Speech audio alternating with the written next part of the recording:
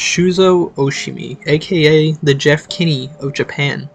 Much like the beloved Diary of a Wimpy Kid series, Oshimi writes stories focusing on the different aspects of adolescence, and all the struggles one goes through in their young adult life. You know, stuff like relationships, school, sex, none of these if you're a Genshin Impact player. So what about his stories specifically draw people in as opposed to other run-of-the-mill high school focused stories?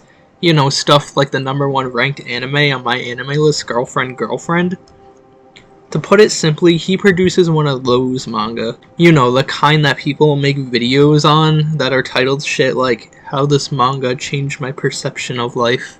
And they'll have a slow-talking narrator, some lo-fi music, and the first line will be some quote by some dead philosopher from like 200 years ago. So yeah, well, we have countless pieces of media depicting the wacky, innocent, escapist depiction of our youth. Oshimi prefers focusing on that hardcore real shit.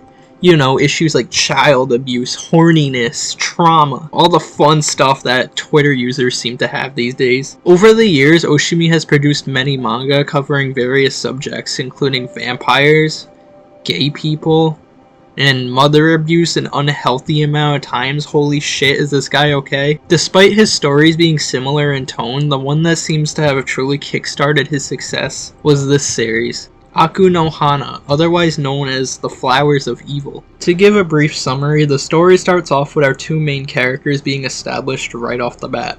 First, we have Kasuga, a pretty reserved middle school boy who has an interest in literature and a not-so-subtle crush on stereotypical popular girl Nanako. Basically, he's one of those generic anime soy boy cucks who will just fall on a girl's chest and then be like,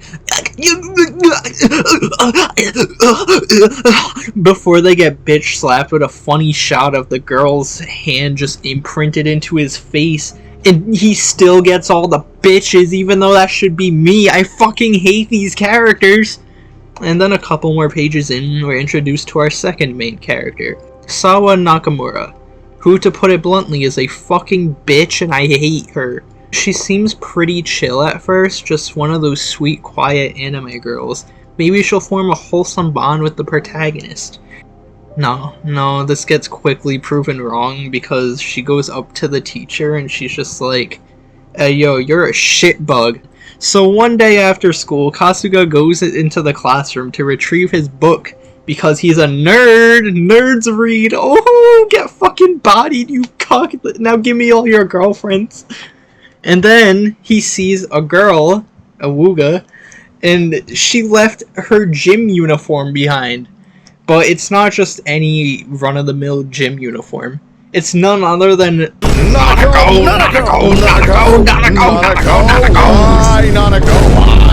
Instead of just leaving it behind or dropping it in a lost and found like any other sane human being, he gives it the good old Discord moderator whiff before taking it home to do acts that are just simply better left to interpretation. While all seems good and well for our fucking disgusting human being of a protagonist, it turns out that Nakamura saw him doing it this whole time. So, as the psychotic bitch she is, she uses this as blackmail. Normally when characters in media get blackmailed by someone, they're forced to do things that benefit the person, but in this case Nakamura is just forcing him to do things for nothing more than her own sick pleasure.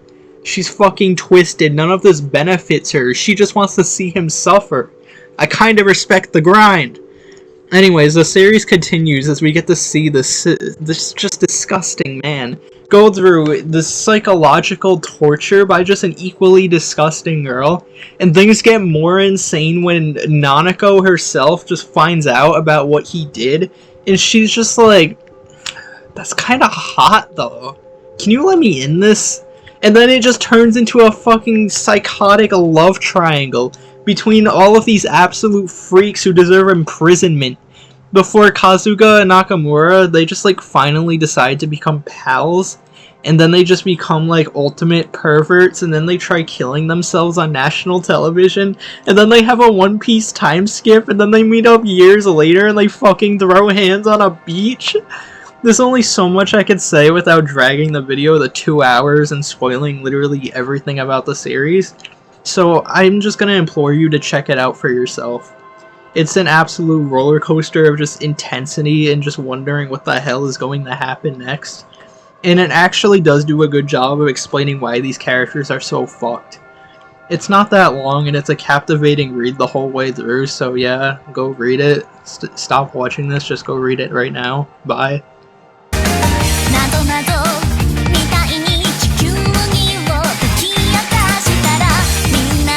This has all been a trick. You have been trolled.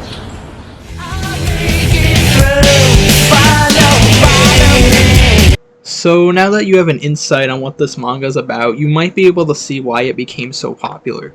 Between the high quality presentation and just the intense drama, good psychological moments, and weirdly relatable at times characters, it seemed inevitable that this series would get an anime adaptation. I mean, what popular manga series doesn't?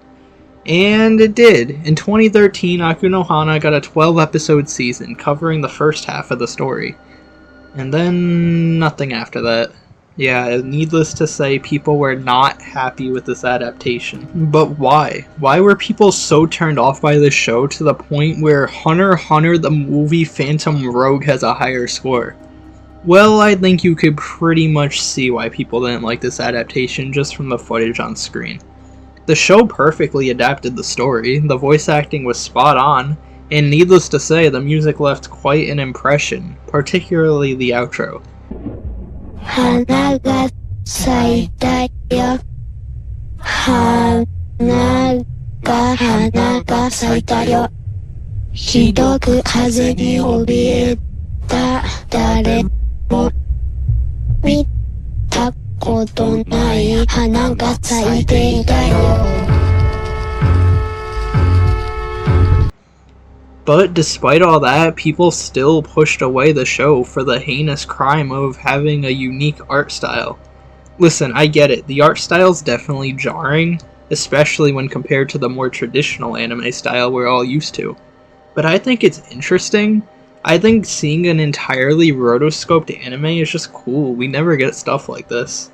And if any anime were to get rotoscope treatment, I think Aku no Hana is the perfect choice. Look, to understand why rotoscope works so well for Aku no Hana specifically, let's look at another manga to anime adaptation. Crunchyroll's certified classic, the Junji Ito collection, baby! Yeah, I love Junji Ito collection.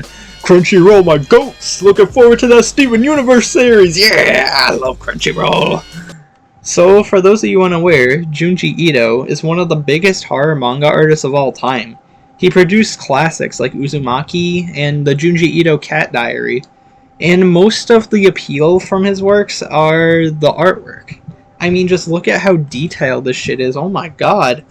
With just how detailed this work is, I think it's pretty much impossible to animate this frame for frame without some unlimited budget and time. So instead of taking their own liberties to make these creations more suitable to animation, what Crunchyroll did was just, let's just lazily redraw these and then just dumb down all the detail. And, you know, killing everything that made the original work so scary, giving you no reason to ever watch this series. There's probably more examples of incidents like this, but god damn, this just like, it keeps me up at night. What the fuck were you doing, Crunchyroll? So much like Junji Ito's stories, Aku no Hana is a series that's impact relies heavily on the detailed artwork and the human-like expressions. So I think if they had just went and copied the manga style, we would have just had another Junji Ito collection, because, I'm gonna be honest, I don't think this show had a high budget. There's no way they could have given us anything besides, you know, a toned-down version that would just beg the question, why not just read the manga? So when deciding how to adapt these human-like emotions into an anime format, instead of just copying what the manga did, but lower budget, they thought to themselves, let's capture these human expressions using humans. And don't get me wrong, it can certainly look off at points, especially when compared to its manga counterpart, but I think the human emotion from the manga is still there. If anything, I think the uncanniness of the art makes me feel that same discomfort I felt when reading the manga. I don't know. I don't know if this is mean to the actors or whatever. I'm sure they're lovely human beings, but like their characters look ugly. And yeah, these are ugly people. Like they're just uncanny. They're uncomfortable to look at. And yeah, that's what this series is supposed to make you feel. It's just pure discomfort. It's like Diary of a Wimpy Kid. I think if you just look past the art, it'll start to grow on you, and that makes you able to appreciate the different aspects of this show, like the solid acting and that soundtrack. And you know, it's still better than Tokyo Ghoul. So what now? Well, season 1 ended off by saying part 2 would happen, but it's been over 7 years now with no words, so I think it's safe to assume it's shelved. And yeah, it makes me really, really sad. The second half time skip portion of the series is probably my favorite, just because I think it's interesting seeing them past the insanity and trying to adapt to living a normal life as high schoolers now. But I think it's lost its chance by now of ever being adapted. And it's all because of a reason as silly as not sticking to a traditional art style. If you read the manga, I do recommend checking out the anime, as it offers a very unique experience that I think is worth checking out. But if you haven't read the manga, sadly I just can't recommend this to you for the sheer fact it's unfinished. Truthfully, I don't see another Aku no Hana anime ever coming out. The series is already past its peak of relevance, and since then Oshimi's moved on. He's produced an arguably more popular series, Blood on the Tracks. It makes me sad to see one of my favorite manga get robbed so badly in terms of adaptations, but if Uzumaki can get a good adaptation after all these years, then I guess anything's possible at this point. Well, except for Blood on the Tracks ending anytime soon. Holy shit, dude, she's already gone! The mom's gone! Why the fuck are you tracking this out for more chapters?! Hanaが咲いたよ花が咲いたよひどく風